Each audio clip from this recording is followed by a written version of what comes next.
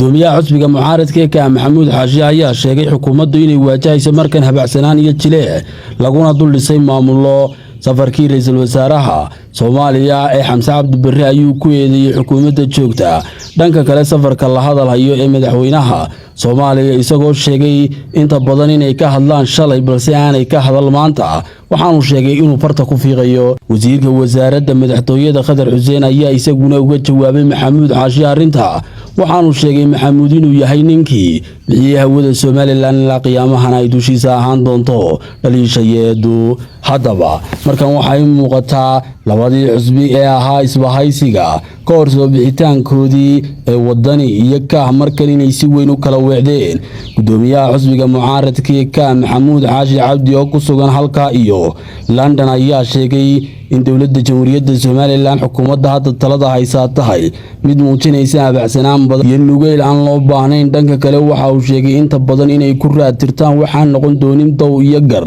taasoo ah inay shalay toole iyo wixii dhacay un ka hadlaan balse aanay ka hadal waxa maanta socda iyo dushooda waxa ka dhacaya haddii ay noqon lahayd arrimaha markan ka soconaya Soomaaliya xukuumadda maanta jirta iyadoo talisaa ra'iisul wasaaraha Soomaaliya la sacaway xukuumadda xisbiga wadani uu ku soo socdo madaxweyne Xasan Sheekh la sacaway ee caleema saarka iyo shaambada ku dhufan maxay u sheegayaan waxa shalay dhacay may ka hadlaan wax taagan may qorshe u sameeyaan fartaan ku fiiqay waxa uu sheegay gudoomiyaha xusbiga ka Maxamuud Xaashi Cabdi inay tahay arintaasi arrin weyn oo dhaliisheeda ay iska leedahay xukuumadda hadda joogta sidoo kale waxa uu ka hadlay awoodda hawada Somaliland ee maanta wiiqantay inay sabab tahay xukuumaddan oon talaabo iyo dardar muuqata ka qaadin arrimahaas oo aan muujinin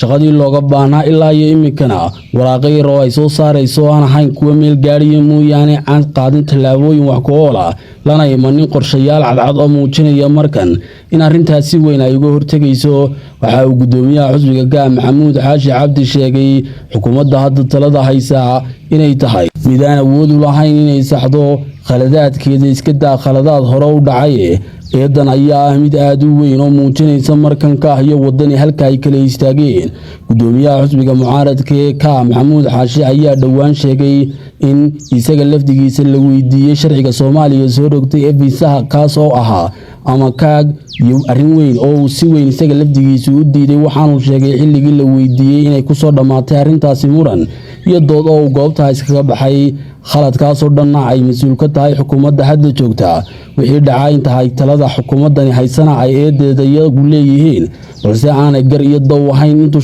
loo saaro Muuse Bixi xukuumaddii hore waxa uu Maxamuud sheegay inaanu ka difaacayn eedaha Muuse Bixi balse aanu xaq u lahayn xusbiga hadda talada jooga inuu ka hadlo un shalay iyo wixii dhacay ee xaq uu leeyahay inuu ka hadlo waxa maanta dhacaya gudoomiyaha Xaashi ayaa sheegay inuu farta ku fiiqi doono khaladaadka xukuumaddan ay galayso iyo maamulada lagu dul dhisay dusheeda isagoo sheegay Soomaaliya in gacantooda ay ku goynayaan markan oo ayagu ka saarayaan gacantii waxaanu tusaale u soo qaatay nin meyd ahaa oo kor loo qaaday ugu dambeynna ragii kor u qaaday dhulka kaga dhacay kadibna la yiri hadduu sii go'ay waxa uu sheegay Xaashi suurtagal in aanay ahayn xukuumaddan laga aqbalo aamusnaanta iyo tallaabo la'aanta aanay ka qaadaynin arrimaha hadda socda ee ah qadiyadda jamhuuriyadda Somaliland kuwa saameyn ku yeelanaya haddii ay noqon lahayd sharciyada ay Soomaaliya soo rogtay ee viisaha iyo haddii ay noqon lahayd tallaabooyinka kale ee dheeriga ah ee laga sameeyay gudaha Somaliland iyo dhaqaaqyada mas'uuliyiinta ugu sarreeya Soomaaliya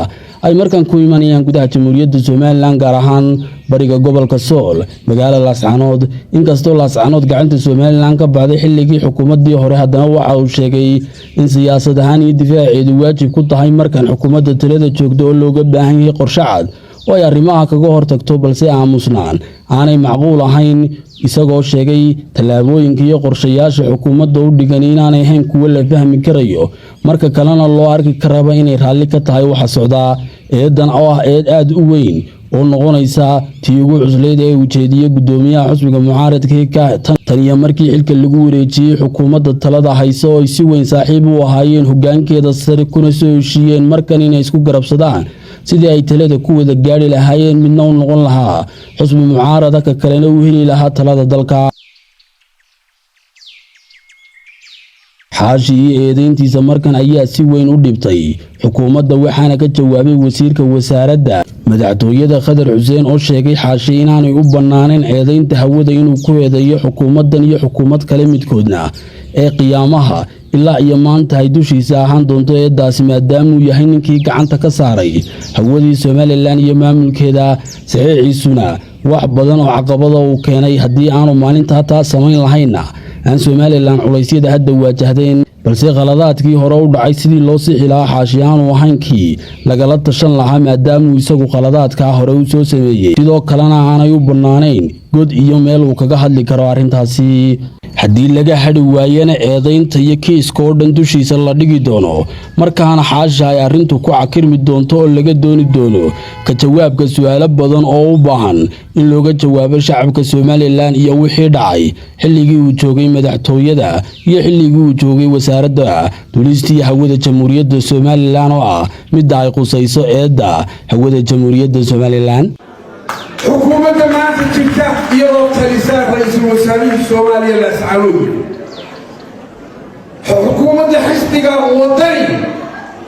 waata uu ku soo socdo madaxweyne xasan sheekh lascaano ee caleemasaarka iyo shaambadda ku dhufan maxay u sheegayaan waxa shalay dhacay may ka hadlaan wax taagan may qorshe u sameeyaan fartaanu ku fiiqaysa sida wanaagooda aanu sheegaynaa xumahooda u sheegaynaa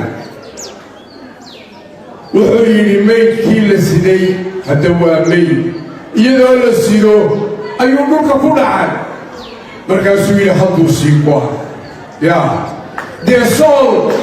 gacantiinay ku sii go'day sool bari gacantiinna ayay ku sii go'day baanu leehay qorshe cadna kamaydaan yeelan annaga oo xisbigii labaad ee qarankaana nalamaydaan wadaagin madaxweynaha waanu u tagno waxaanu ku nihi maxaa kaaga qorshaa waxba nooma sheegin waa idiin yeerayaa buu nagu yidhi waxaan leehay Somaliland xuduudaheedu waa la yaqaanaa cadho iyo caadifadna laguma bedeli karo xasan sheekh iyo xukuumaddiisa oo qalimaan iyo waraaqa ku qorana waxba kama bedeli karaan waa defined territory waa xuduudda yaqaan dowladihii sameeyey ayaa maanta golaha ammaanka ku jira waan idiin sheegayaa Somaliland uu dhaqsaal u aqoonsan doonaa indhahoodoo shana ayaa kuwa Somaliland dumanaya ee isla weydaacday indhahoodoo shanaba Somaliland la aqoonsanay innagaa u taagan innagaa ka shaqaynayna in la aqoonsado cid walba waynu u gardhiganaynaa shanta dal ee diidmada qayxan ee Security Councilka qaarna daraynu ka iibinaynaa oo Somaliland iyo baddeeda casbay daraynayaan dalkan Ingiriiskaad joogtaana waa dalkii xuduuddaa sameeyey waa dalkii gumaysan jiray Somaliland waa dalkii xorriyaddayna siiyey